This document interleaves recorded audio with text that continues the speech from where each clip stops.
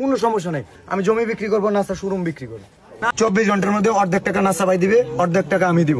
Hello প্রিয় দর্শক, সবাই কেমন আছেন? আশা করি অনেক অনেক ভালো আছেন। বরাবর মতো আবার নতুন ভিডিও নিয়ে আসলাম। ভিডিওটি সম্পূর্ণ দেখার অনুরোধ রইল। এবং থটস অফ বিলাল এবং নাসা ভাইদের সাথে হঠাৎ করেই গ্যাঞ্জাম লেগে গেল এবং তাদের সাথে মারামারি হয়েছে। এবং চলুন গাইস, বেশি কথা না বলে ভিডিওটি শুরু করা যাক।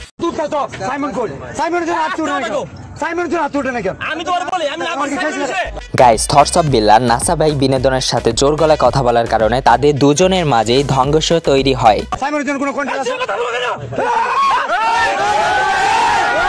গাইস, নাসা ভাই থটস অফ বিলালের উপর প্রচুর রেগে গিয়েছিল এবং তাকে মারার জন্য প্রস্তুত ছিল।